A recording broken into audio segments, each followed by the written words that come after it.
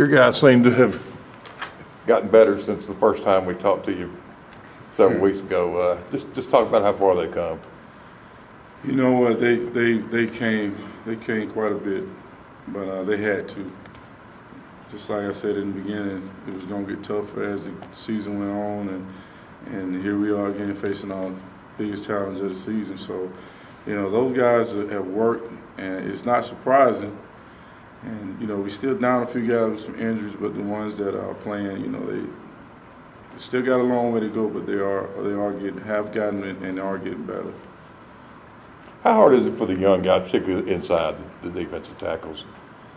How hard has it been for them to get accustomed to how physical and violent it is in there? It wasn't hard because it's from day one. You know, when they hit the practice field with our offensive group, but they kind of get tired of hitting each other. Then when they get in the game, it just goes up another level because you can't simulate game speed. I don't care, you know, how much you do, but you know, now they're starting to get accustomed to it, and it is surprising anymore. But they're still young, and they still making some young mistakes. But like, they have caught up to the speed of the game. Moved Devontae Sigler inside before the season. Now you're kind of testing him out, you know, back outside with all the injuries. I mean, how do you think he's going to kind of handle getting back out there? You know what? Anytime you got the kind of athlete he is, you know, it's not a matter of can he do it. It's just a matter of learning what to do out there. And he's responding. And, you know, it is a full-time move. It's just you're kind of trying to get ahead of the game if something happened here or if something goes wrong there. And you just got to plan ahead and just be prepared for anything. So, you know, he's kind of been one of those guys that, you know, is new to him, but he's athletic enough to go out there. That's kind of why we kind of dabbling with him around a little bit. Which one's he playing? The power end. That's the tight end side end.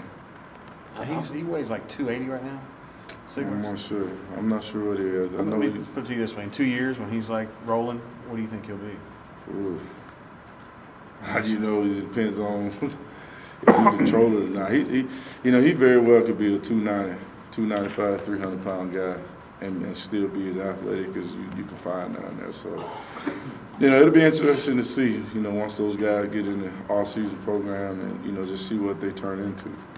Some of the skills needed to play a 3 technique, you know, the quick first step, that kind of translates to end too. Is that why he was the natural move out?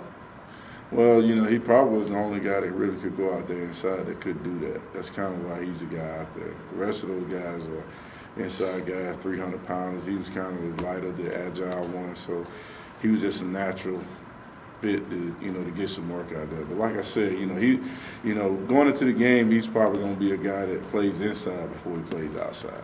When you got here in the spring and kind of looked at the situation, right?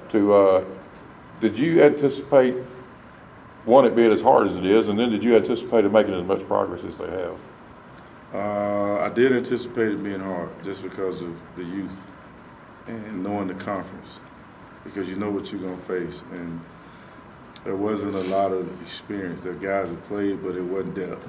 The biggest challenge to me was going to be building depth. And did I imagine that they would come for? Yeah, because they're talented. But it was just going to be a matter of how fast and how far. But right now, you know, it's just like those guys have came a long way, but, you know, we haven't even tipped the iceberg of where those guys could possibly be.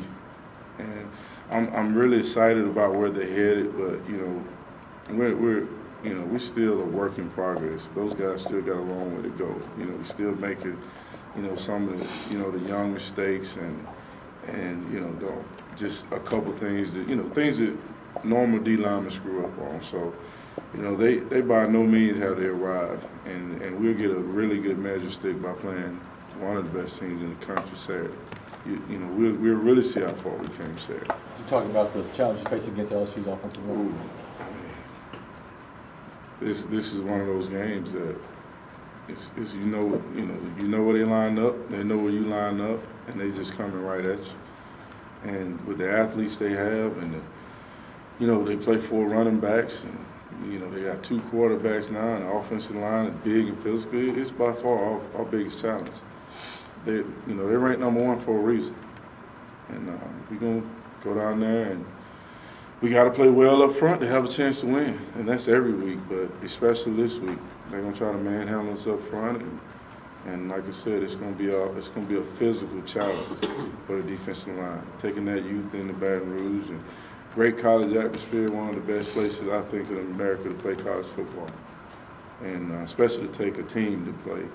Because I remember going down and very excited, good crowd. They're going to be juiced up. They're going to be ready. How valuable is a guy like Craig Sanders that's played so many different positions for you? Man, you know what? You just never know. He's just a very cerebral player. You just put him at different positions, and he just knows it. I don't even have to meet extra with him. He just knows it. And that's just something that's invaluable, because you get in a crunch and you got to put somebody somewhere, and you just go to him and say, hey, go there.